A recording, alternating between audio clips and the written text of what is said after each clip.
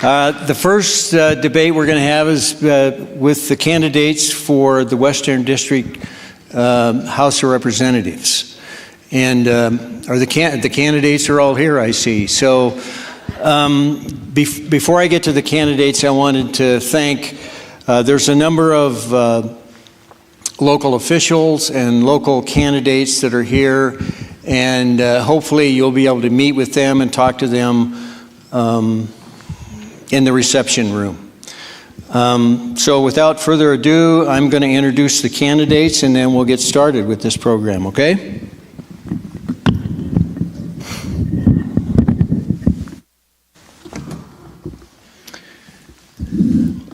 Well, I'm sure that you're all pretty aware of who the candidates for Western District 1 are, but it's Ryan Busse, Russ Cleveland, Samuel Forstag, and Matt Raines.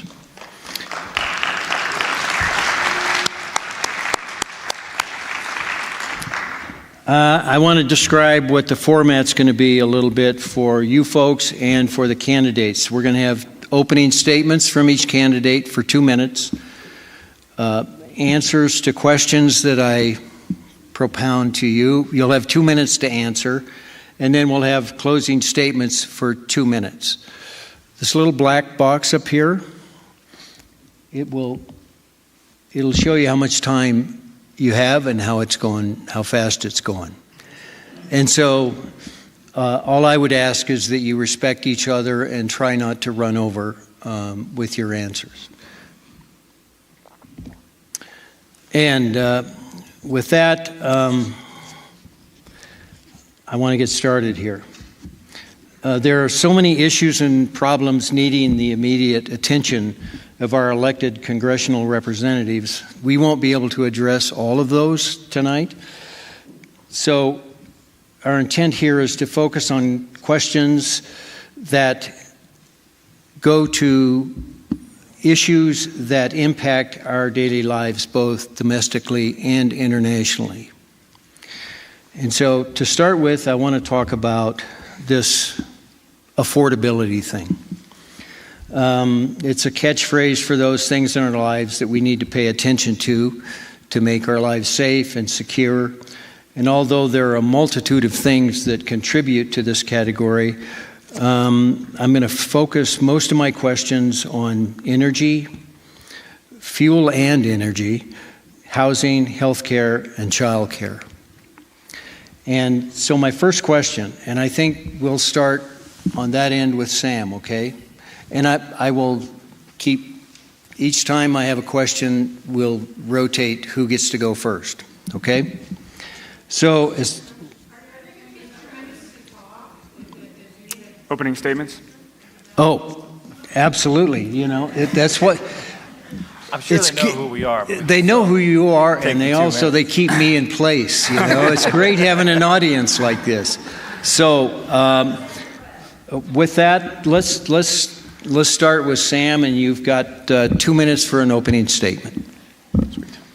Hey, y'all. I'm Sam Forstag. I am a candidate here for Congress in the Western District. I have spent the last 8 years working as a wildland firefighter across Montana and across the West, the last 4 working as a smoke jumper, and the last 2 as a leader in my union's local, the National Federation of Federal Employees, at a time when I'm sure I don't have to tell anyone who decided to show up here, it's been a hell of a couple of years for a federal employees union. And just last year, between Doge cuts and all the rest, we lost about a quarter of the Forest Service in this state, and a whole lot of those people were my coworkers and my union members.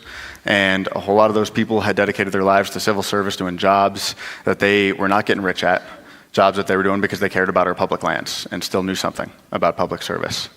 And when we reached out to Ryan Zinke's office time after time after time, we got crickets. So I decided that if they're going to come for all my coworkers and my union members' jobs, well, I'm going to come for his. Yeah. And I think we got a pretty good shot of it. He has dropped out of this race, as you've heard, and he did that in part because he saw what was coming, and what's coming is all of us. It is all of us. We're here on this stage. How did I get here? Well, growing up, I was raised largely by my mom. She is an ICU nurse who had to pick up extra shifts to provide for my little sister and I. And I remember being the 9-year-old who's worried that mom is working too much. My dad, when he was getting his feet underneath him, He relied on food stamps to keep the fridge full for us, and thank God for that program because it did just what it needed to. It helped him get through and earn his teaching certificate, and he is still Teacher Mick, teaching a room full of kindergartners today.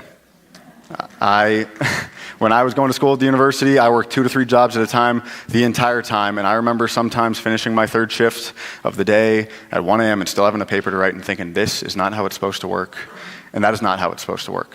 And for too many Montanans, that is the experience of living in this state right now. That does not have to be the case. I'm running to fix that. We can do that, and I would love your help with it. Thank you. Thank you, Sam.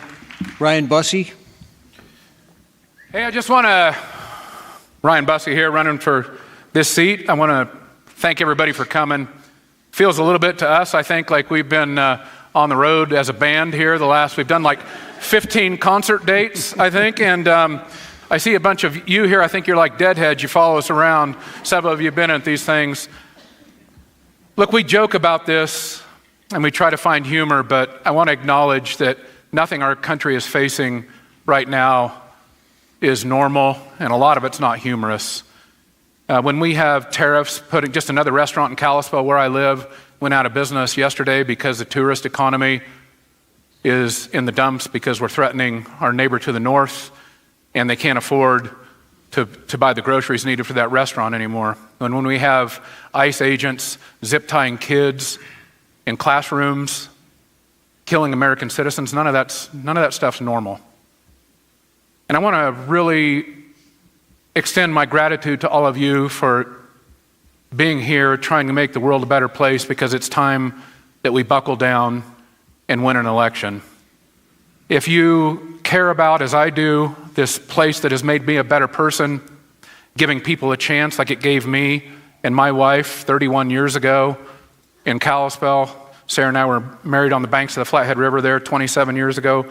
I have 2 boys now, 18 and 21, and I'm really worried that it's not going to give my boys the kind of chance that it gave me. That's not normal either. We should elect somebody with integrity and that has stood up and fought for this place, because it's going to be a fight in D.C. to stop and reverse some of the stuff that's going on and then fight for something better. We can do that. I've been doing that. Thank you for being here and helping us. We're excited to go win this thing, and appreciate you being here tonight. Thank you.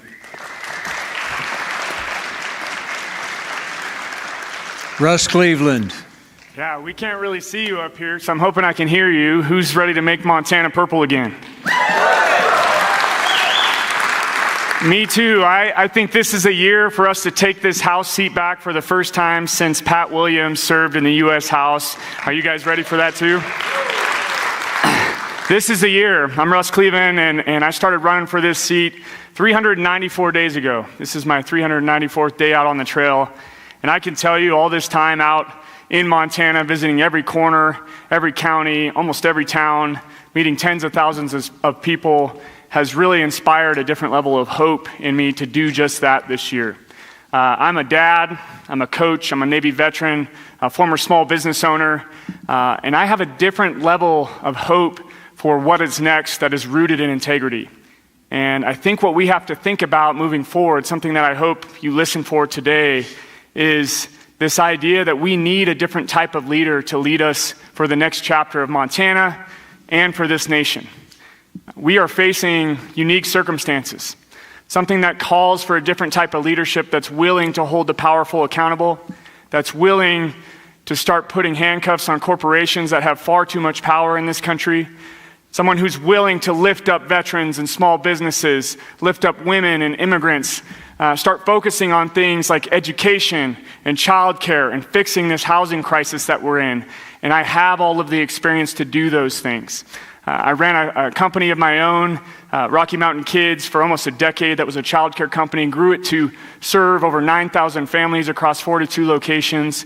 Education and childcare are something I'm deeply passionate about. I have 6 kids of my own at home, but my reason for doing this is personal, and I hope to share some of that story with you throughout the night tonight. Thank you all for being here with us. Let's take back Montana.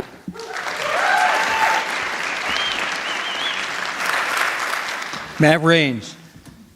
Well, Thank you, Gallatin Democrats, for hosting the event. Mike for moderating. I'm Matt Raines, obviously running for Congress. And really, like Russ was saying, it's been 30 years since Democrats have held this seat.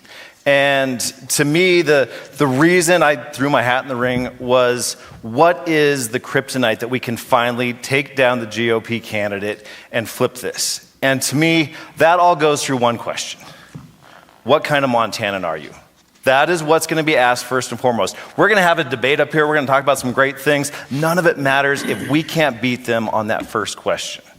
Because that is what this district, that is what Montana is about. What kind of Montanan are you? And for me, I go back to the 1860s with my family.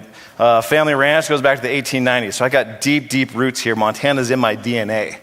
As a West Point cadet, I was from Montana, nominated here. It was Conrad Burns. But I served in the military. I was an Army captain from Montana, served in Iraq, flew Blackhawks. Following that, I traveled over 60 countries doing humanitarian photography. I was in Africa, Middle East, Asia, Central Asia, the Rohingya genocide. I was one of the first foreign photographers on site there, documenting before anybody else had heard of it. Following that, I had a 10-year-old West Point engineering degree I figured I should probably use. So I came back and took a job inspecting power plants. So I have a deep understanding of how our national grid works. I inspected plants all across the country. Was probably doing about $1 million worth of repair findings. Got my MBA from Washington University. Met my future wife. She had a horse. I had a horse ranch. Made it back to Montana. And so back here, besides running the family ranch, took a job. Last 5 years working at Montana Farmers Union. Amazing opportunity. Started the first of its kind USDA meat processing co-op in the nation, bringing revenue streams to Montana ranchers. So those are the kind of solutions, that's the kind of dedication to this state that I have. Thank you very much.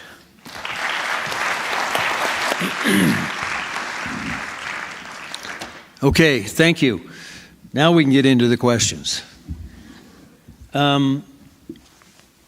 The first question deals with fuel and energy, and all four of you mentioned some aspect of that. The cost of gas and diesel has shot through the ceiling since our war on Iran. These high costs are having and will continue to have a dramatic impact on anyone reliant on fuel to make a living and or just make ends meet. It's especially have a devastating impact on our farm and ranch community. So, Sam, you will go first. When elected, what are your plans for lowering the high cost of fuel and stabilizing the energy marketplace?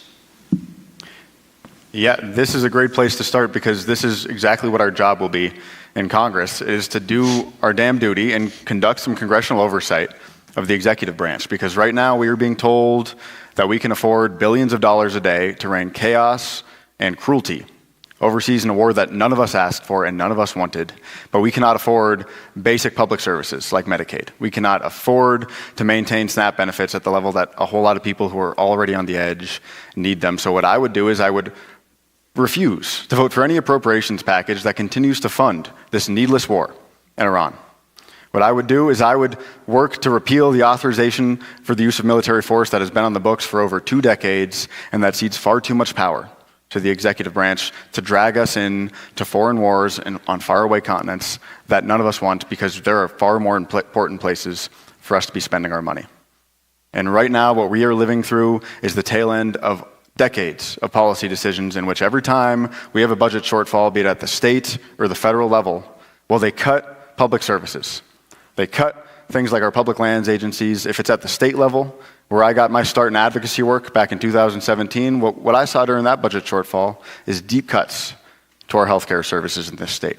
And over the following 6 years, when we had budget surpluses, do you think that they reinvested that money in rebuilding our mental health system, mental health care system? No. What they did is they invested that money in tax cuts for the richest people in this country, year after year after year, and that is the same story that we are seeing at the federal level, where the biggest priority that the people in control right now could find was the big, beautiful bill, with $3 trillion of tax cuts that went to the highest earners in this country and to cut in the corporate tax rate again. So let's reform our tax system. Let's make sure that nobody making over $1 million a year is paying a lower share of their income than somebody making $80,000 a year and barely getting by in this state. And let's invest that money in housing and healthcare and childcare so that we can all afford to live a good life and maybe have some time to go recreate on our public lands while we're at it. Ryan? Look, I know if you went to fill up your car today, if you've experienced much of what we've felt in the last 2 years, it can feel pretty dark and hopeless. Affordability, this word that encompasses everything we feel about whether we can afford to live here or not, is not something that just happened to this. This was not a meteor that fell from space. It was not a physical law like gravity. This happened, and here's the hopeful part. This thing that we're experiencing that's making it hard for us to afford to live here, making our fuel prices go up, is a choice that we have made as a country because we put the wrong people in office. We have a Congress now that refuses to stand up to an out-of-control administration. When this administration says we're going to rush off into war, even if we don't have a plan, even though we know Iran will shut down the Strait of Hormuz and it will damage every American citizen and fuel prices will go up, does your representative stand up and say, no, don't do that. I've got a bunch of people in western Montana that's going to hurt? No, he doesn't do that. He claps. You don't have representation, and you deserve representation.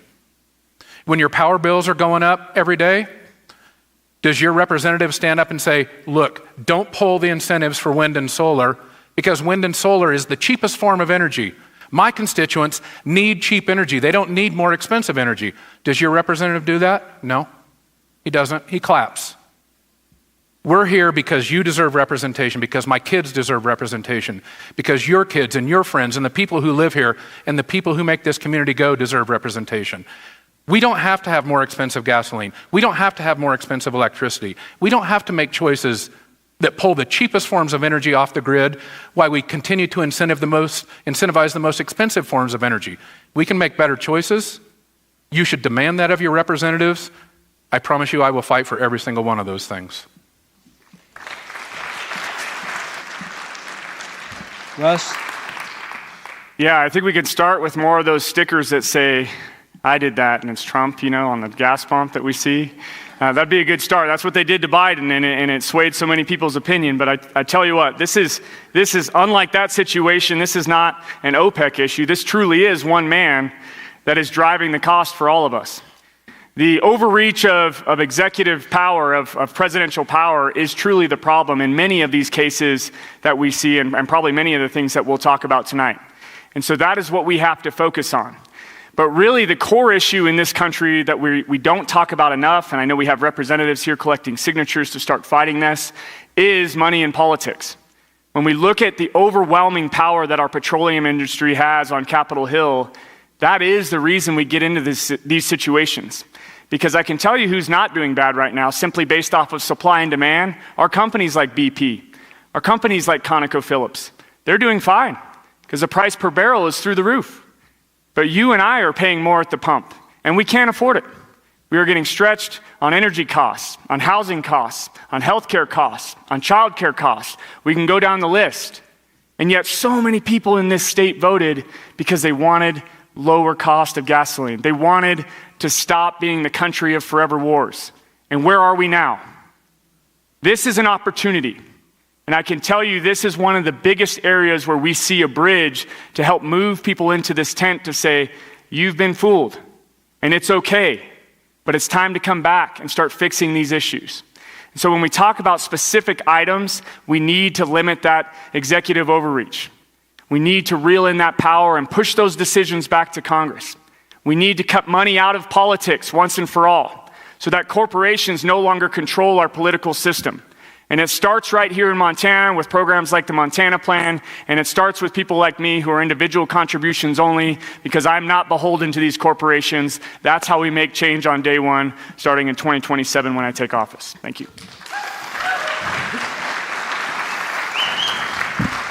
Matt? So a lot to cover in this question. To start with the war, we all saw this coming. And so, I've served in Iraq, and tactically, operational, strategically, this was a horrible idea in how it was executed. We knew that this was coming down the pipeline. And so that is this administration. This is why we have to flip this seat. The urgency has never been greater. We have to put checks and balances so this doesn't happen, and we can make sure that Congress takes back the power to declare war. On top of that, Montana's ranchers and farmers. I just wrote my check for fertilizer for the hayfield. It sucked. $130 to fill up my truck to come here and bitch and complain about what's going on out there. It sucks.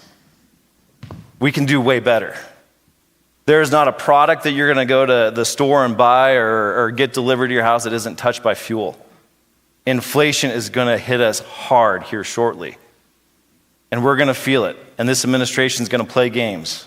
And they're going to try to win their votes and buy their votes going into November. We have to focus and make sure that we flip this. Ranchers and farmers, local Montanans are going out. They're firing up their tractors to start haying, seeding out there. They are feeling the pain right now. That's hitting their bottom line. Before they've even started, their profit margins on their operations for the year are already down probably 10%. They changed their whole operations because of that. That means that we have an opportunity right now. As Democrats, we can take this and we can present to them and give them somebody that they can pivot to. Ranchers and farmers, doesn't matter where on the political spectrum they are, they know that when their operations are under attack, they're ready for something different. So this is our opportunity. Let's get out there and let's bring them back to the party. Democrats made rural Montana. It's time to remind them of that.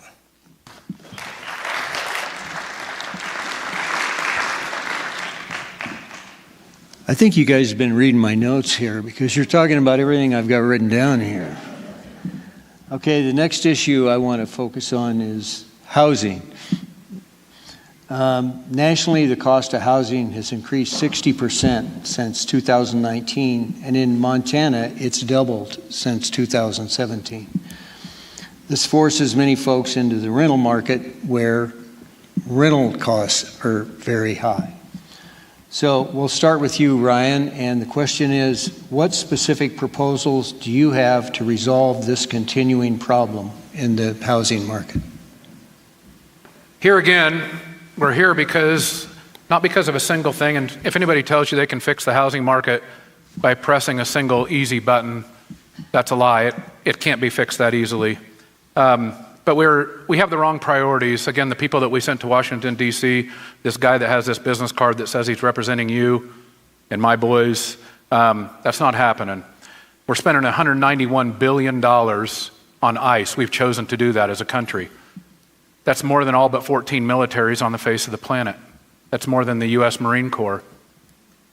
We're not spending any of that money, any of that $191 billion. We're told that we can't push these various buttons that I'm about ready to describe on housing, and that's wrong.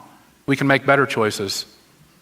None of these things are going to solve it, but why don't we have stronger, more aggressive first-time homebuyer assistance? Why don't we have a federal program that guarantees low interest payments? Why don't we have more federal assistance for building out infrastructure for new affordable housing units? Because many times what slows down the building and adding of units in a place like Bozeman is the fact that water and sewer is not there, and the developers can't afford to do it, and they can't wait on that. There are a few programs through ARPA, through the Biden administration, that did that, and you're going to see the payoff here in the next year or so in Bozeman with units that are 150, 180, 190 units. We could be doing more of that. We don't have to spend $1.6 billion a day on a war in Iran. We could be pushing more of these buttons. I have dedicated myself in this campaign to never once voting for, advocating for, speaking for, or doing anything to assist any program that pushes wealth further upward. What I'm talking about here with these housing programs, you deserve, the people of Montana deserve. We should be always, and I will always push the wealth and the money back to the working people where it needs to be. And in housing, it's one of our biggest problems. You don't have to go around the district more than 5 minutes to hear that housing is a humongous problem. When we're less affordable than the state of California, that's a problem. Let's make better decisions.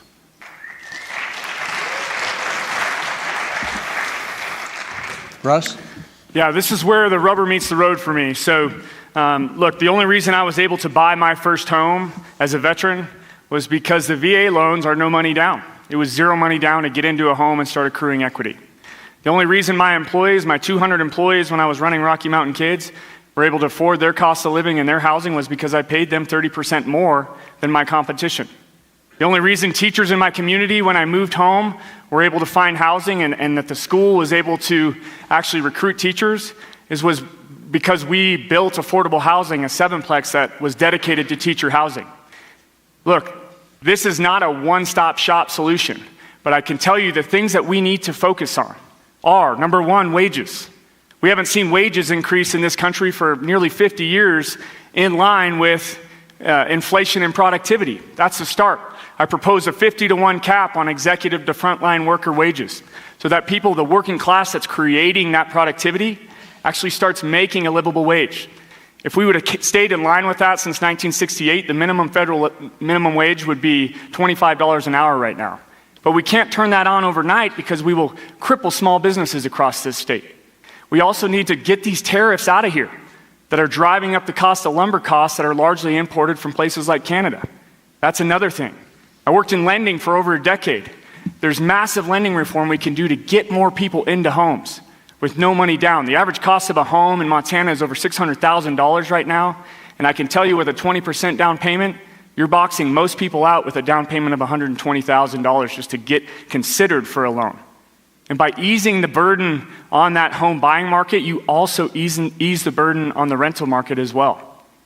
These are real solutions that we can do if we have a Congress and a representative from Montana who actually understands how these systems work and who has done the work themselves.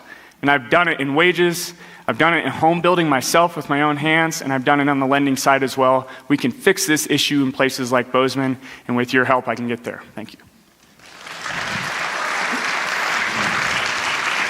Matt? So I recently got asked to tell some people what's something about the district that nobody knows. You know, you want to be like, oh, it's the most beautiful district in the country. But the truth is, and I told them, I'm like, we weren't ready for COVID. The influx of people rapidly coming into a place that, you know, had been too hard to get to, too far away. They suddenly realized that Montana was gorgeous, and we weren't ready. So the housing question, first of all, we have to find ways federally to fund buildup of our infrastructure. Pandora's box is open. People are going to keep coming here. We're not going to stop that. We have to expand. We have to build the roads, the electric, the septic, the wells, the water, as needed to build more supply out there. And then that supply has to come to the low-income and middle-income type houses, single-family homes. So a young family that wants to move into the area, raise some kids, those type of houses. Contractors. We have to find incentives through the tax system to make sure that contractors don't go cherry pick the mansions, that they start building homes for us. And then I own some rental properties. When I was in the military, I'd buy a house, I'd PCS, I'd rent it out. It's tailored against somebody having a second home. We need to find solutions because right now, corporations don't care. They've bought up a whole crap load of our houses and they're Airbnb-ing them out there. That's hurting us. That is falsely inflating how much we want or need to go pay for a house if we want to just like move down the road from our family. We need to get corporations out of Montana. We need to put Montana names on Montana mortgages. We can do that. That will help bring the home prices back down to where they actually should be without that inflated false appreciation that those corporations are putting in there. Thank you. Sam? Yeah, so we are in a housing crisis right now, and it is worse than it has ever been in recent memory, but it is not new. Lots of folks, not just in the last 6 months, since affordability became the watchword for politicians across the country, but for the last 5 or 10 years, most of the folks I know, anytime I go to a bar, we're talking about the fact that our rent has doubled or tripled or worse in the last 5 or 10 years. Anytime I'm hanging out with friends, we're talking about the fact that, well, there's a whole lot of people in a whole generation in this state who cannot conceive of ever owning a home because of how quickly property values have risen in places where people have been born and raised and spent their whole lives. And so what do we do when we're in a crisis? We need to pull every lever that we can so that folks in that generation, people who are at this point losing faith in whether government can actually address a crisis, can have that faith and have hope again. And the three levers that we can pull when it comes to fixing a housing market that is broken are supply, subsidy, and stability. When it comes to supply, we need to make investments upstream and make sure that there are more apprenticeship slots available for people who are ready to go into the trades and should not have to wait or pay money to make sure that they are getting trained up to be the folks we need building those houses. When it comes to subsidy, we should look to the models that work. We have programs like the Community Development Block Grant, where we built affordable housing for decades as a country and in which we have not increased investment in decades. That is a problem. If we can afford $3 trillion in tax cuts for the richest people in this country, and for large corporations, we can afford to repeal those and invest some of that money in programs like that. And lastly, it's stability. And when I'm sitting down with Debbie, not so far from here over at King Arthur Mobile Home Park, whose lot rent has nearly doubled in the last 5 years, and Debbie tells me, Sam, when I was your age, if old folks had to live like this, I would be so angry. We should be so angry. And being angry is not enough. We need a policy solution. And the policy solution is to say that private equity firms, 23 of which now own over 1,800 mobile home parks across this country, should not be allowed to buy up the last affordable housing option that a lot of people like Debbie have. Let's ban large corporations from owning residential homes. Let's ban private equity from buying up our mobile home parks. And let's get them out of the housing market.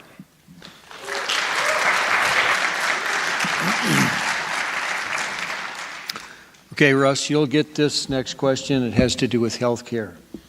Our healthcare system is under increasing pressure from massive government cuts to critical safety net programs such as Medicaid, Medicare, and Obamacare in general.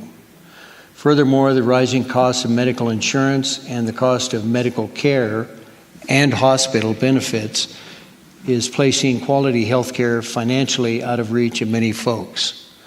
What are your specific proposals for making health care more affordable? Yeah, great question. How about Medicare for all? That's what I'm supporting.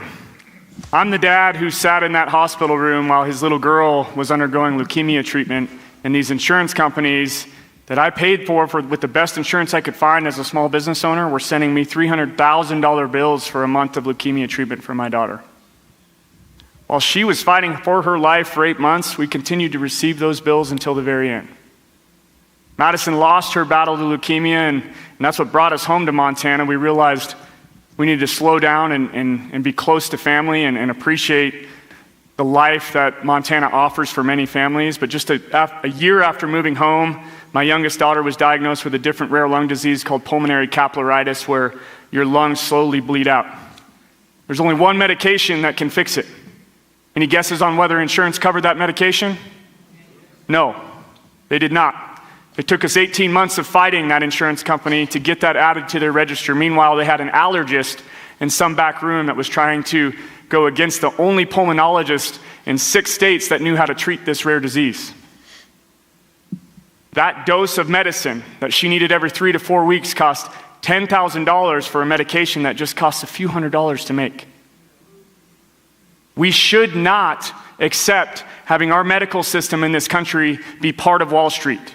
We should not have our medical system in this country continue to drive profits that push families underwater, resulting in a 60% bankruptcy that is medically related in this country. I'm not okay with that. 80% of Americans are not okay with that. Mexico just passed universal health care. We can do it too. But we have to get money out of politics. We have to start representing families the way they deserve. And healthcare is a human right. It is not a Wall Street business, and it's about time we start treating it like that.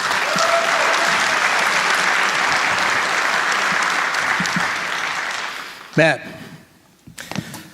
So first and foremost with this one, like when I get to Congress, we have to get the ACA subsidies funded. That is the biggest hit to Montanans right now in this state, and that's my priority. I'm not going there to solve the world's problems. I'm going there to take care of Montanans today. 1 in 4 Montanans in our rural communities rely on those subsidies, and they've taken a $500 to $1,000 hit. They get nothing more for it. It's like a new car payment. We have to get that funded. And then what the big beautiful bill did to us, the attack on our rural healthcare system. I mean, I live 45 minutes from an emergency room. I know a lot of people that are an hour and a half, any direction they go. We have to fund our healthcare system, not just like put Band-Aids on it, not just give it telehealth. We need to expand our system so Montanans can easily get to a facility and get quality treatment. And then, again, the big beautiful bill, the attack on Medicaid, pisses me off. They're basically taking $5 from Peter and paying Paul 1. And wherever that $4 in the middle, this administration just took it and ran. They have stopped paying Medicaid perpetually. And what they're doing is they're giving Montana $230 million that has to be spent by October. Why October? Well, it's right before the elections. All these hospitals are going to get new equipment, new things, just little like splurges that doesn't really matter to them, but they're going to spend the money they have to spend. And Republicans are going to pat themselves on the back all the way to the election box. We have to stop that. We have to flip the seat, get in there, and make sure that our healthcare system for Montanans. I mean, shit, when I was a kid, I got doctored out of the vet bag. My parents were too scared to go to the hospital, and we're headed right back there. We can do way better than that. We have to take care of us here first. Our delegation doesn't give a damn about us. We need somebody in there that will put Montanans first. Sam? How do we fix healthcare? Well, we start by just acknowledging the truth that our healthcare system is broken. That if I tear my calf on a wildfire and limp off 3 days later and go to the only orthopedist in town just to learn that I'm out of network, so I'm still paying for that out of pocket despite paying my monthly premiums, that is not a functioning healthcare system. That if I'm talking to a gal in Libby who is paying $38,000 a year for her healthcare because she owns a small business and doesn't qualify for the marketplace plans, she knows that that is a broken healthcare system. And how do we fix a broken system? We look at the part of our system that works. It's Medicare, in large part. And we plug up the gaps in Medicare because vision and dental and hearing are part of real comprehensive healthcare coverage. And we give everybody in this country, regardless of age, the choice to join Medicare. And if we can do that, if we can build and expand subsidies so that is free healthcare for every single working person in this country, I would offer you that not a whole lot of people like me are going to decide to stay on United Health Insurance's plan because it ain't working. And if the private health insurance corporations have got a plan that they think can outcompete Medicare, well, I would love to know where they've been keeping it for the last 30 years because I have not seen it. That is how we fix healthcare. And more broadly, we need to make sure that the providers on the ground, rural hospitals, can actually stay in business serving people who are covered under Medicare or Medicaid. We need to raise those reimbursement rates so that they're not taking a loss. And we need to make serious investments to rebuild our country's mental health care system because over the last 10 years, I've been working between fire seasons doing organizing and advocacy. And one of the groups I worked with was the Montana Coalition to Solve Homelessness that we built with the HRDC here in town and a dozen other shelters. And if you go to any shelter across this state, about a third of the folks there are grappling with mental illness for which they have no access to services. That is a policy decision. And it is a policy decision that leads all of us paying so much more for the least effective, least compassionate solutions when folks' only option is to show up at the shelter or to end up in the state hospital and to be discharged behind the shelter in Butte. We can do so much better than that as a country. We have the resources. Let's spend them where we need them.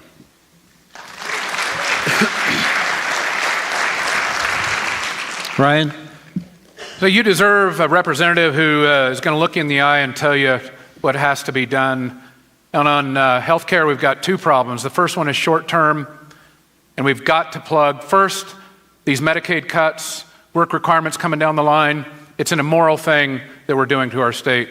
We're kicking kids off of healthcare, a lot of Native American kids, elderly people. People are going to die because we have reduced our Medicaid coverage. We haven't, but our Congress has. It's an immoral thing that we're doing, why we're giving tax breaks to the wealthiest people in this country. We've also cut back on our ACA tax credits. More than 77,000 Montanans rely on the ACA. Those two things, the second your representative, your new representative who's up here on this stage today, the first thing they have to do when they get to Washington, D.C. is fix those two short-term things. Because without it, Montanans are going to die and rural hospitals are going to go out of business. Simple as that.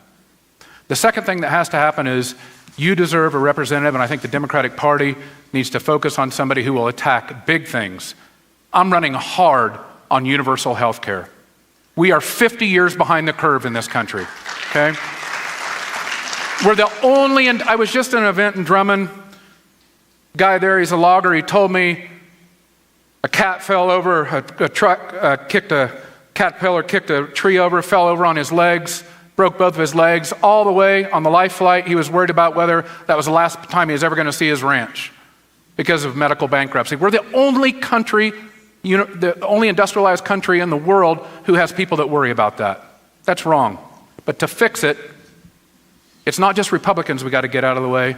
There are way too many Democrats with their hands in the pocket of big health insurance that make $74 million a year, okay? And if you want to fix this, you need to elect a Democrat that's not afraid to nudge other Democrats out of the way. You deserve better, and it's time for Democrats to stop talking about this and start delivering. One of the reasons we have Donald Trump is because this hasn't happened. We can do better, and Democrats have to stand up and do better.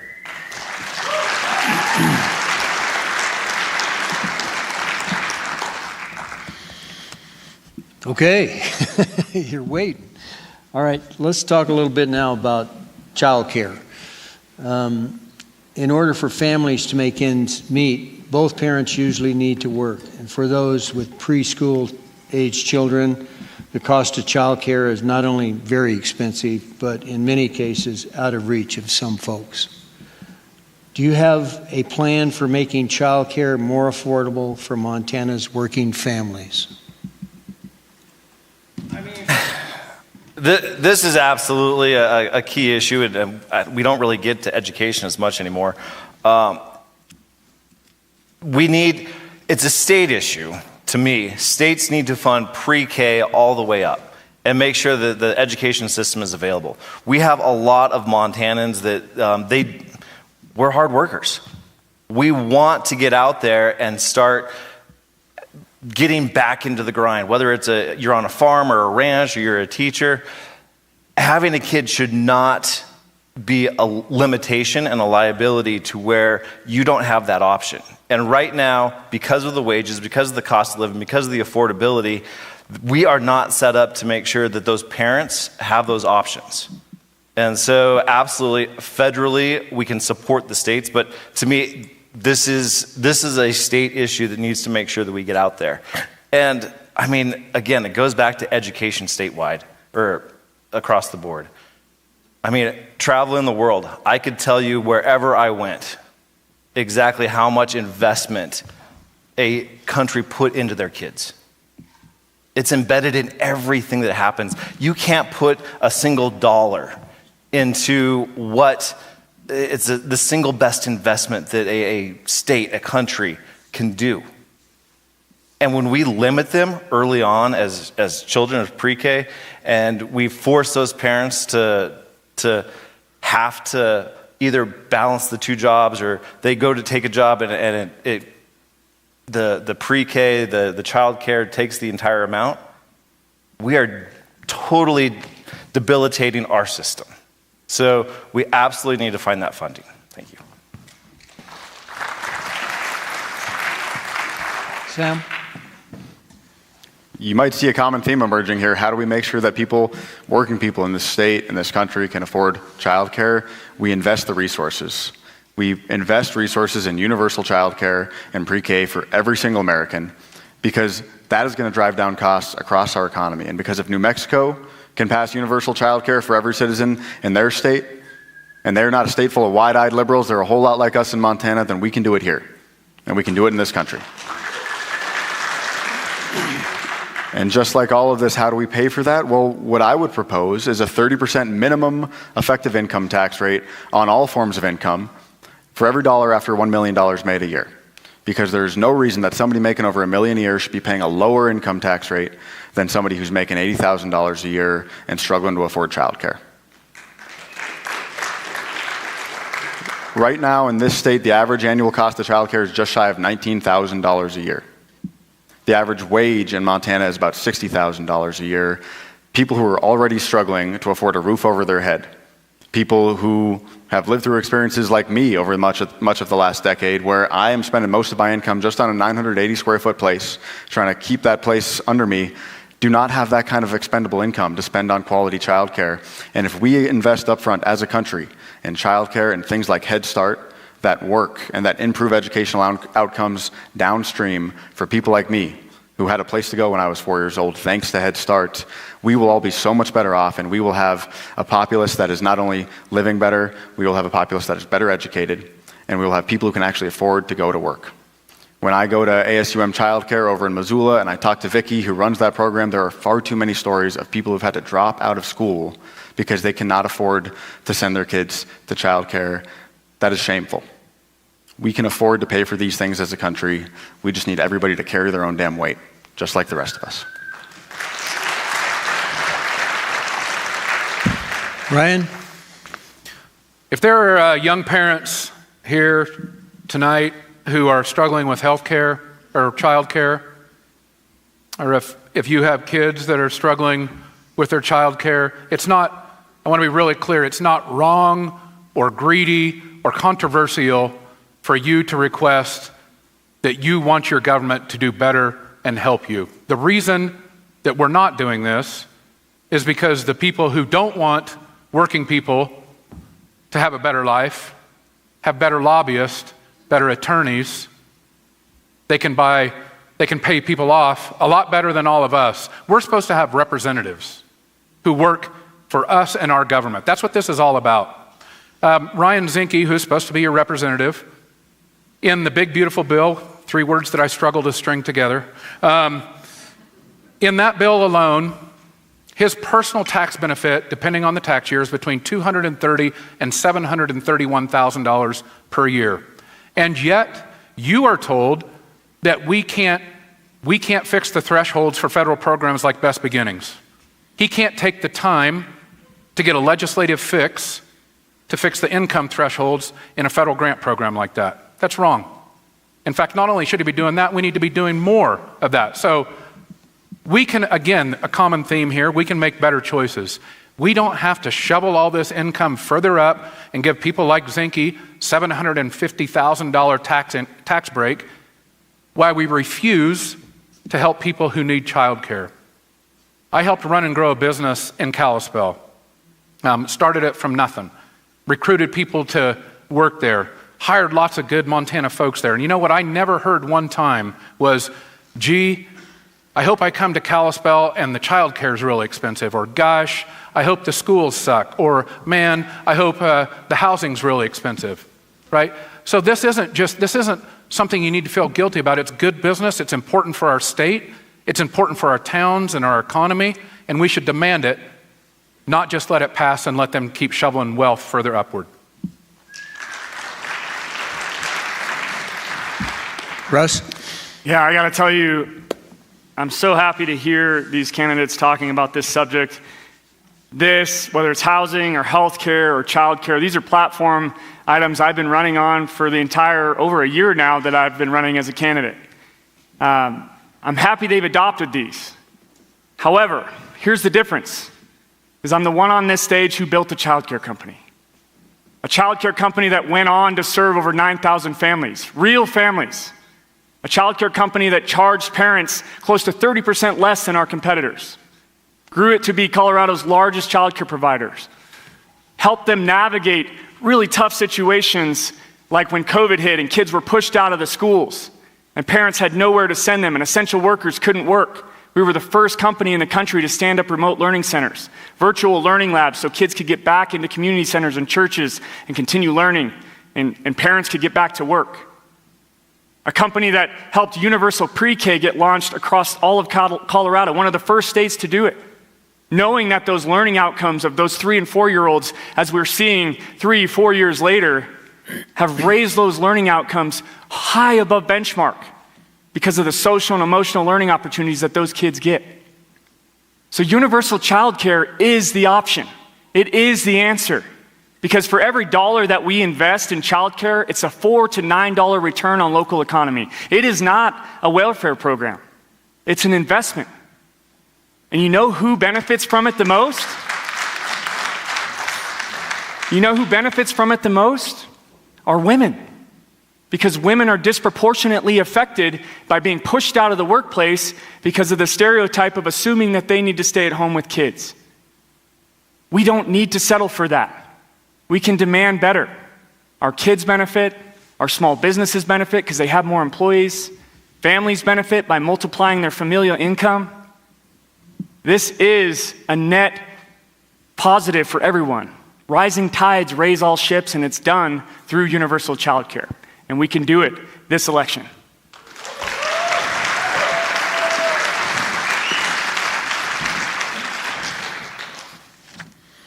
Good job, gentlemen.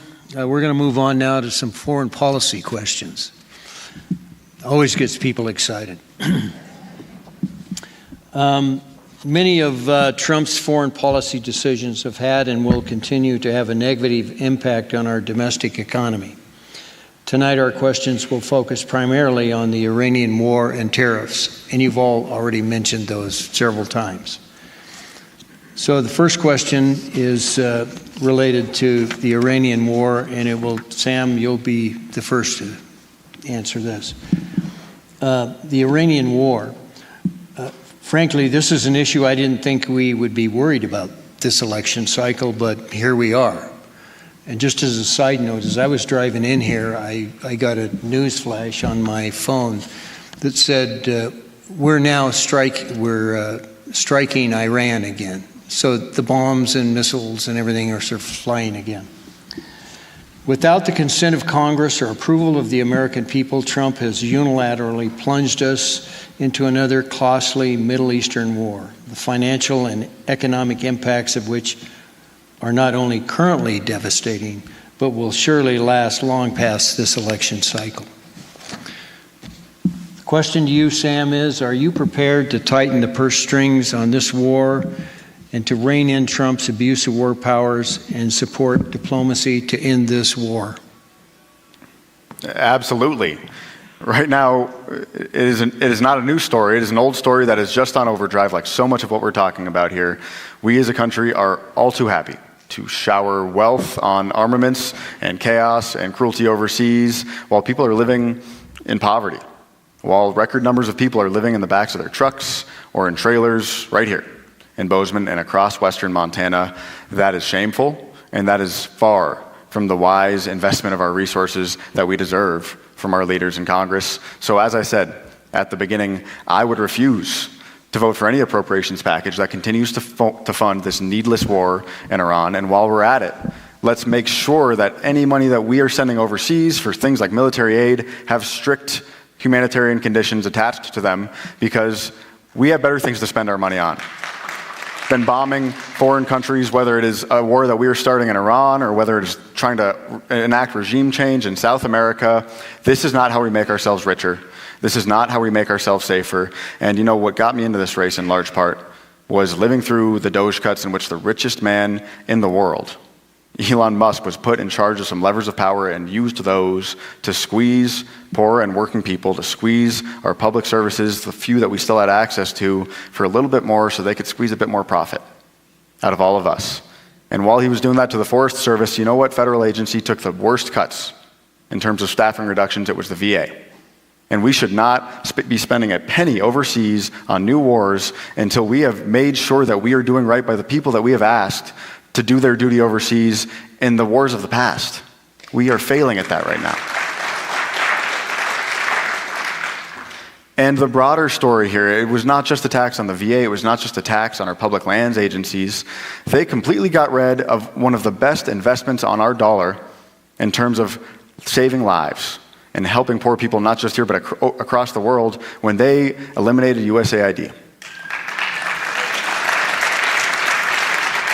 That is shameful. If we want to talk about foreign investments that can actually make us safer as a country, it is not just this hard power. It is not just dropping bombs on a country so that we all end up paying more at the gas pump. It is actually exercising our soft power It is actually exercising a wise foreign policy in which we know and understand that sometimes the compassionate solution is also the most cost-effective solution.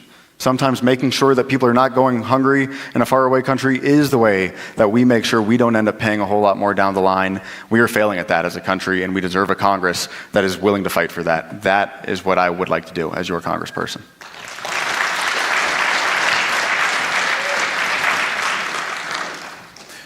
Before you start, Ryan, and the rest of you, I forgot to start the clock for Sam. So Sam, you got a little extra there, so I'll pass it on to each of you, okay? Okay, go ahead, Ryan. Yes, of course, we have to rein in this out-of-control president administration. Look, it goes bigger than just the war, and we'll get to the war in just a second, but if you spend half your time spending all your money on hammers, eventually you're going to find a nail, and we have an out-of-control military-industrial complex on which we spend way too much money, okay? They just requested a $1.5 trillion defense budget. While we're in the middle of this unjustified, dangerous war that's costing us $1.6 billion a day, it's not like Trump wasn't told this is going to drive your fuel prices up. He was told this because every other president has been told this, and yet he did it. And do any of your representatives stand up and say anything about it? No, they don't. That should anger you. It really should. So yes, we have to rein in this president with war powers. We have to rein in the out-of-control spending on our military budget, because we are spending too much money on hammers, and eventually we do find nails. We've done it we did it in Iraq. We're doing it here. We spent too much time in Afghanistan. I'm happy that we have a competent, amazing military force who can defend us, but it should be about defending us. This idea that they have changed it to again, it's tough for me to say these things because it's almost that they're a joke, but they're not a joke. The Department of War, come on. This is the Department of Defense. And if we really want to fix America, we really want power overseas, we really want to be respected, it's not because we run over there and flex all of our military equipment. It's because we should do what we've done for the previous 75 years. We take care of ourselves here. We don't gut voting rights here. We don't gut our own economy here. We don't gut our democracy here and then act like a wartime effort is going to get us respect overseas. We don't shred USAID. We don't laugh at soft power. We demand better of ourselves, just like Democrats should do. As a country, we should demand better of ourselves and not take this easy way out, just going over and flexing our muscle and spending money on the military. It's going to lead to dangerous things, and it's costing all of us here at home.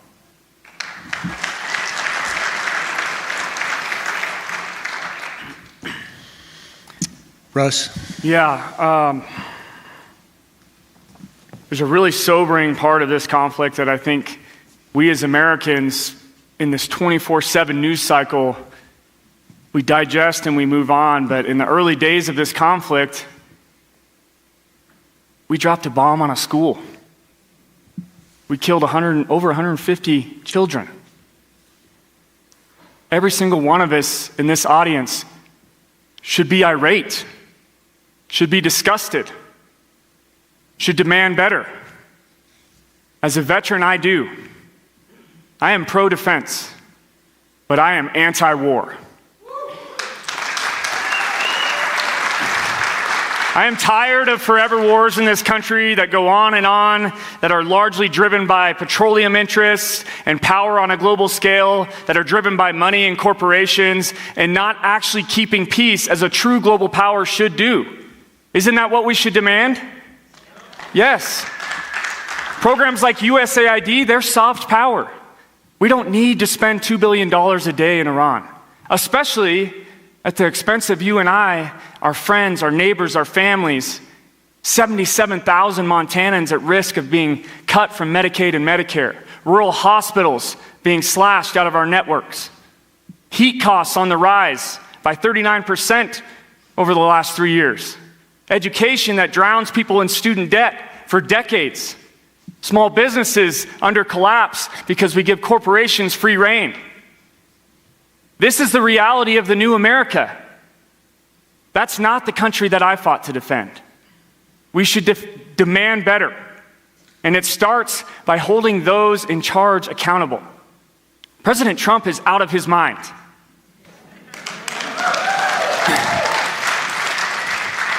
There's mental cognitive tests that need to be done on a regular basis for anyone who has the authority to put boots on the ground or missiles in the air, period. And finally, this $1 trillion budget far exceeds any amount of money that we should ever spend on defense. It eclipses the next lowest country by 4 times, China. And we want to raise it to $1.5 trillion? Are you kidding me? Imagine what we could do with that $500 billion in this country. Imagine what we could do with $750 billion or $1 trillion. The cost of universal health care in this country is $1.3 trillion. And not a single person would have to pay a dime into that, yet we spend it on dropping bombs on other countries. I say no more, and with your help, we can turn the tides and stop being the country that's been in conflict for 93% of our existence, and I think it can start this election. Thanks.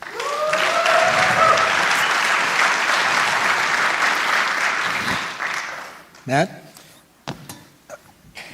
So this is a question that, it hits me hard because I've been there. Not many people have.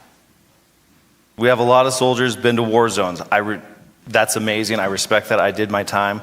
I was in Iraq for a year. I've deployed. I know what it's like every day feeling like it could be the end. Mortars going off.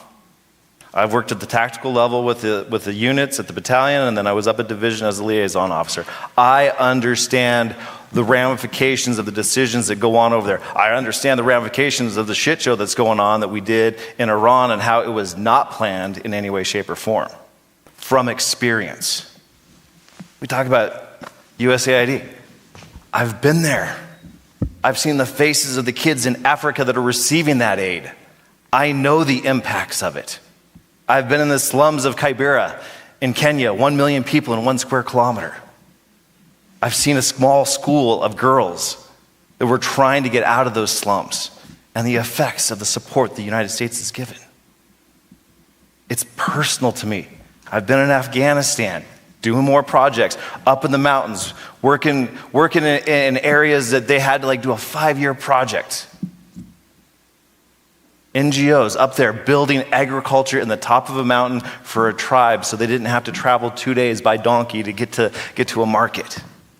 This is the question that really, really affects me. I gave 4 years of my life because I give a damn about every aspect of this. The war, the atrocities, having lost friends. My West Point team leader, he died in Iraq, IED. This atrocity in Iran, and the thing is this has happened. We've got 2 more years of this. We don't know what's coming down the pipeline. That's what scares me. And that is why we absolutely need people in Congress that understand the ramifications and can stand up before the shit happens, can get in front of it because they know firsthand the consequences. So, yeah, this is important, but we're in this for the future. And the future is going to get ugly if we don't have people that know how this plays out.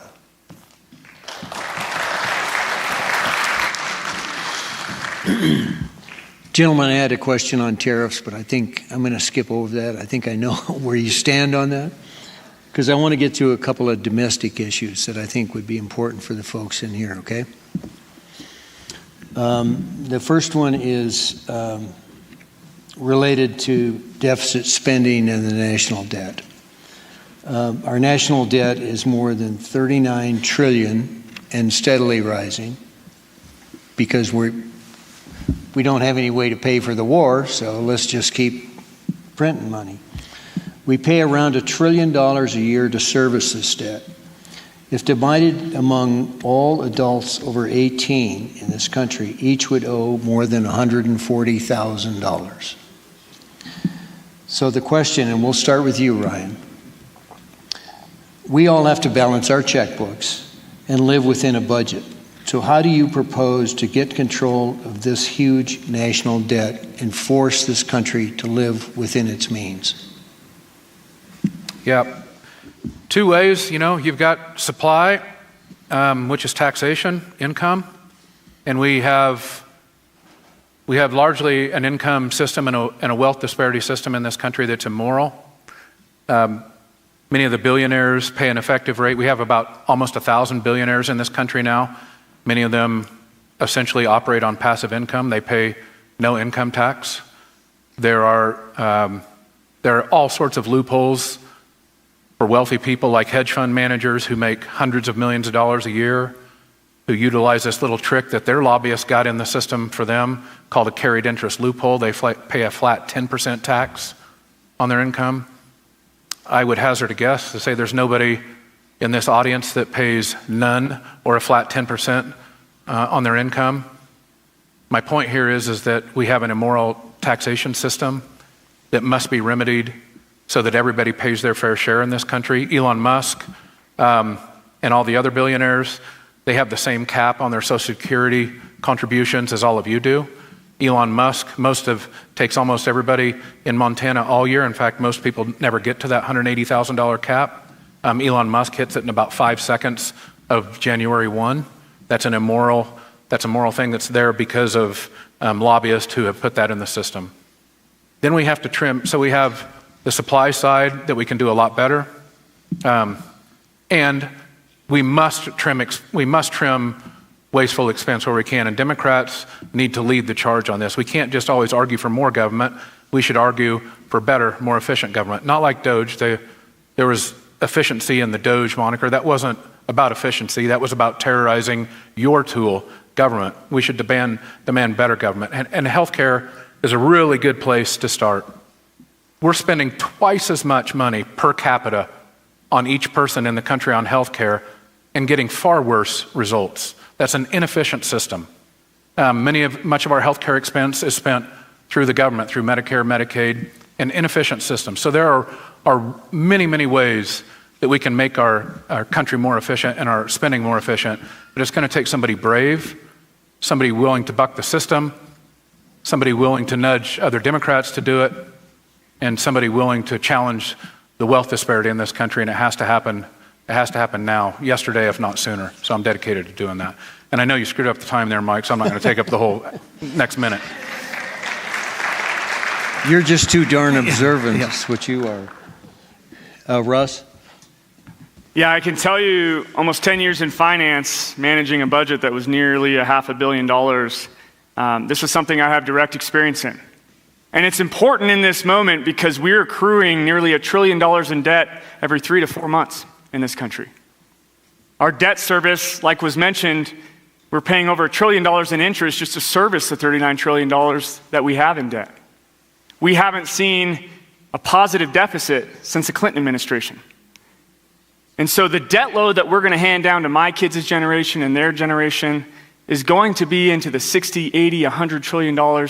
And we are already insolvent as a country. That means our debts outweigh our assets. So as a homeowner, as a car owner, whatever you might be in this audience, imagine that if you owed $500,000 on a home that was only worth $300,000, do you think the bank would keep giving you money? No, they would laugh in your face. It's time to start addressing the issue. And there's some key areas we need to do that we have not done right in over 50 years. The first is, can we please start taxing the billionaires appropriately? Just a 5% wealth tax on those 989 folks would absolutely move the needle in the other direction and would allow us to pay for things like universal health care and universal child care. We also need a stock trading tax. A 0.1% tax would also create hundreds of billions of dollars in revenue a year for a 0.1% day trading tax for those folks that are moving the needle on Wall Street, making hundreds of thousands of dollars a week. We also need to hold our corporations accountable. The top 86 corporations in this country last year, you want to know how much they paid in corporate tax? 0. Less than any of you in this audience. The system is rigged. We live in a corporatocracy. And it's time to move the needle back. It's time to start paying our debts. And it's time to hold ourselves accountable to those debts and start taxing people fairly, especially at the top.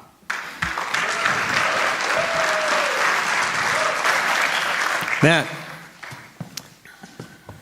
Isn't it interesting that for years and years and years we've heard the Republicans say the Democrats just want to get it and spend our money, right? I mean, pretty sure everyone in here would raise their hand and vote for fiscal responsibility from our government. That is absolutely where we stand. What this administration is doing, they are writing checks. I mean, we're at trillions of dollars, and the big, beautiful bill, I mean, they blew right by it. Didn't hear so much about fiscal responsibility with it. And we talk about national security.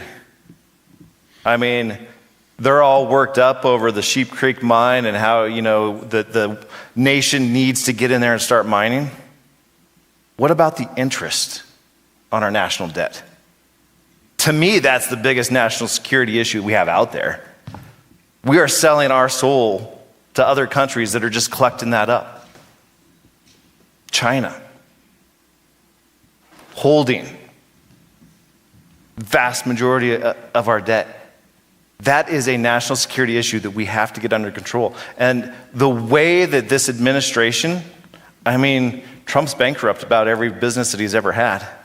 Kind of seems like he's going for the United States next. We have to get back in there and put a checks and balance. And then we have to start putting the investments in the right direction, our infrastructure. There's so much lacking, and right now, this administration just wants to get on Fox News and have their interviews, and that's where the big splashes come from, and that's when they spend money and they have their war, and they get out there, and that shit has to stop. We have to get back to the boring essentials of government. You get in there, you get elected, you close the goddamn door, and you get to work. That's the rancher in me. That's what I'm offering here, because we have so many needs. We absolutely have so many needs in this nation, in Montana right now. And we just need somebody who will prioritize the right job for the people, spend a lot less time doing interviews and a lot more time getting down and getting work done. Thank you. Sam. So just about as important as what we are spending our money on as a country is where that money comes from. Because we have urgent needs when people are struggling to afford housing and healthcare and childcare, when we are looking at a 2/3 staffing reduction in some of our public lands agencies. And we have an urgent need to get at the obscene concentration of wealth and power in this country. Not just in this country, in Congress itself. Right now, if you're one of the top 400 earners in this country, you are paying an effective income tax rate of 4%, sometimes as little as 0. And when I was working as a smoke jumper, 36% of every paycheck went to taxes and all the rest. And taxes serve two purposes. They generate the revenue that we need to pay for these programs, and also they help make sure that we are moving wealth in the direction that it needs to move. So I agree with Russ. We need a 5% tax on wealth over $1 billion because it does not serve the public interest. To have individuals like Elon Musk who are sitting on obscene amounts of wealth and then turning around and using that wealth to try and buy up our elections. We need a minimum effective income tax rate of 30% on all kinds of income. And when I say all kinds of income over $1 million, that means getting rid of the capital gains loophole. That means taxing unrealized gains. That means it does not matter where your income comes from. You should not be paying a lower tax rate if you get it from the stock market than if you are getting it from wages that you are earning, working day in and day out. That is common sense. That is good governance. That is how we get the resources that we need to pay for these programs without going further into debt and borrowing on future generations. We have accepted a Congress that is all too willing to do that for far too long. And if we want to make sure that we are solving this problem, we also need to get people to Congress who know what it is like to be on the wrong side of that system, because today, the average congressperson is worth about 15 times more than the average American.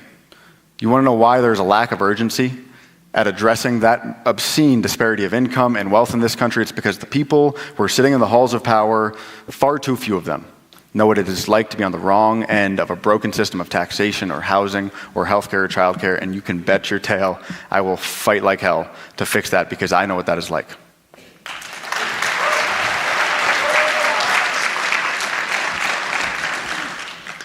Well, gentlemen, I have more questions, but we've run out of time because you need some time to make a closing statement. So before you make your closing statement, I'd like to thank all four of you for being here, being so eloquent in your answers and direct. I appreciate that very much.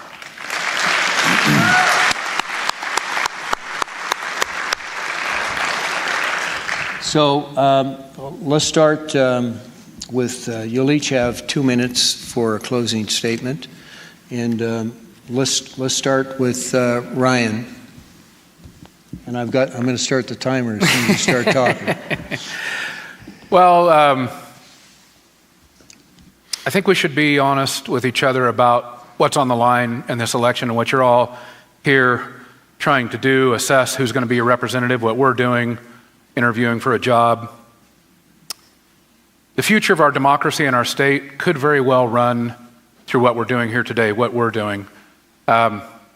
Winning this seat or not could determine whether we take back the majority in the House of Representatives. All this stuff that we talked about, we don't take back the House and exercise oversight and stand up and represent folks like all of you and my kids and my family. Truth is, the next 2 years in this country are going to be very, very dark, as if the last couple of years haven't been dark. So this is a serious thing we're doing. I see some supporters of mine here from when I ran for governor, and I want to say thank you very much. It means a lot, that support you showed us, and we ran hard during that election. It's a hard thing to do. Hardest thing statistically to do in American politics is take on an incumbent governor, especially a self-funding incumbent governor. But I felt like that was a hard job that needed to be done, so we ran hard. We held 187 in-person events.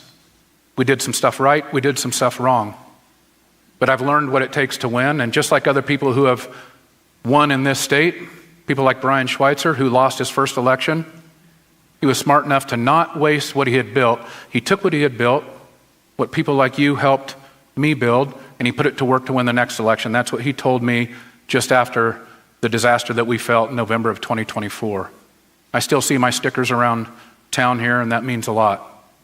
I want you to know I know that I owe it to all of you to go win this thing, to take what we've built, put the momentum on the road, and go take on whoever wins the Republican side. It will be a knife fight. It will be a blood battle over there. It will be hard, but we have momentum. You've helped us build something. I owe this state something that's made me a better person, and I want you to know better times are coming. I can feel it in the wind. I know all of you can too. We're about ready to plant a blue flag here in western Montana, something we haven't done for a little while. But you're going to wake up on a Wednesday after a Tuesday in November this year, and it's going to feel way better than it did in 2024. Just think of that for a second, how hopeful that would be. I'd be honored to be your representative. Let's go get this thing done.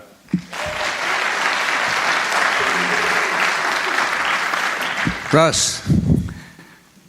Yeah, I mentioned I've been on this journey now in this campaign for going on 395 days, over 55,000 miles driven all over Montana, tens of thousands of conversations, listening to hear, not to speak, building a platform off of those conversations, not my own experience, but what people were asking for.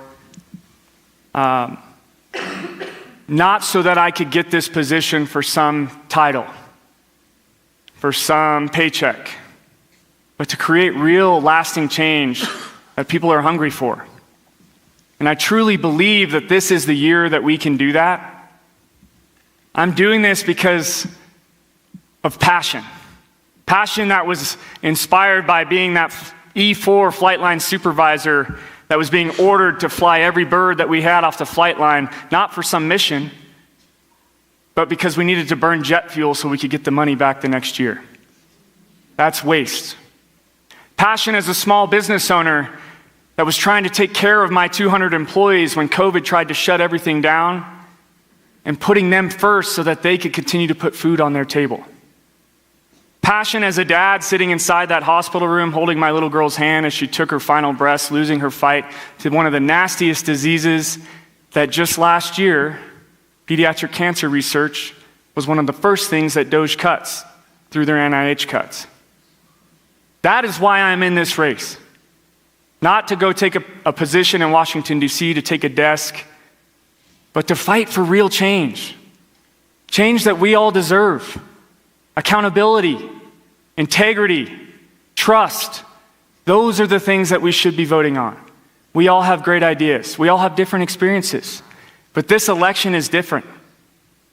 We have to think about who can win in November, who's done the work on the ground, and I'm proud to have been doing this for over a year now, building that trust in communities all across Montana to finally connect our rural dots back to our blue dots and start taking care of Montana again. I can't wait to make Montana purple again. Thank you for putting your trust in me. Let's take it back. I'm Russ Cleveland, and I appreciate your vote. Thank you. Matt. So I got into this race because of the urgency of the moment. I don't trust 2028. This is the time, the opportunity we have to flip this seat. And to me, I left my job at Farmers Union. I've put my ranch on hold as much as I can because, truth be told, in the last 46 years since I was born, 1980, Democrats have only won a federal seat one time when it's been open or held by a Republican. We can hold a seat if we get somebody elected. But if we're going up against an open seat or a Republican, in 46 years, we've only won one time. And we've had some incredible candidates. We've lost 29 times. Our one victory was Senator Tester in 2006. Yeah, we got him in there and he gave us 18 years.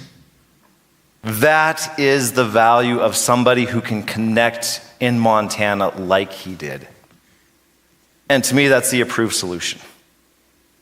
The only way right now, when we have Sheehy, Daines, Downing, Gianforte all coming in to pitch for most likely Flint, Trump's going to come in. It's going to be a bloodbath for a general.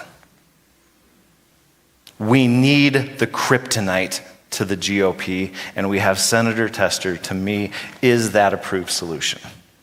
And so I'm honored to be in this race. I'm a rancher, fourth generation, West Point, served in the military, served overseas, was all over the world, came back, worked Montana Farmers Union, brought jobs, revenue to our local ranchers and farmers. To me, that is the type of pedigree, profile, resume that will connect across the political spectrum here. And if you guys are worried about 2028 as much as I am, we need to make sure that we elect a candidate in this general that can flip this seat. Thank you. Sam. All of us agree that there's an urgency to this moment. And what are all of these debates about? They're about policy, but they're also about how do we actually win? How do we actually offer a plan to deliver on that policy? Because if you are somebody like Debbie over at King Arthur, if you're somebody like me over the last 10 years who's been struggling just to afford a roof over my head, if you are somebody like most of this state that is falling further behind while costs go up and wages do not keep up, you bet your tail there's an urgency to this moment. And that urgency does not exist right now in the halls of Congress. So how do we fix that?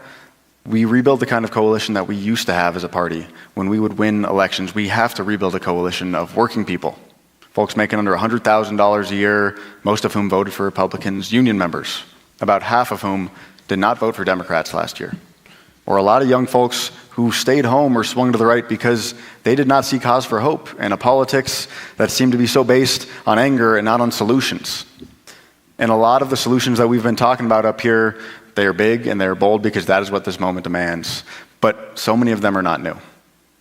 And I've been thinking a lot about history in the course of this campaign, and we used to send leaders to Washington from this state not so long ago who swung above their weight class, who bent the course of this country for the better, people like Jeanette Rankin, who changed the way this country conceives of who can be a congressperson. People like Lee Metcalf, who changed the way that we manage our public lands for the better, and people like Mike Mansfield or Pat Williams, who took their experience as a working person in Butte and brought it to Washington to carry out so many of the programs that we depend on today, to carry out the programs of the Great Society, like Medicare and Medicaid, NPR and PBS, and all of those programs are the things that are under attack, and all of those are the things that we urgently need to build and expand if we want to make sure that every working person in this country can earn a life of dignity for themselves, for their families. That is the way out of this thing. So thus far, I'm building a coalition that includes not just Bernie Sanders and AOC who are supporting this campaign, that includes not just a dozen or so unions from across the state and across the country who are supporting this campaign because they are ready to be part of this coalition again, that includes over 30 Montana elected officials from both parties, including 4 Republicans, because those are the folks that we need to talk to and say that this is the place where we will actually fight to tackle the obscene concentration of wealth, to tackle campaign finance reform, to make life better for every working person. We can do that again as a country and as a state, and I would love your help with that. Thank you.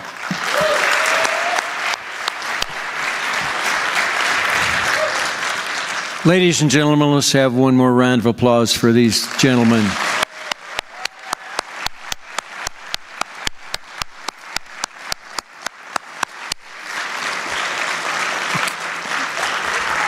Okay, we're going to take about a 15 or 20-minute break so that we can prepare the stage for our next round of candidates for the office of U.S. Senate. So.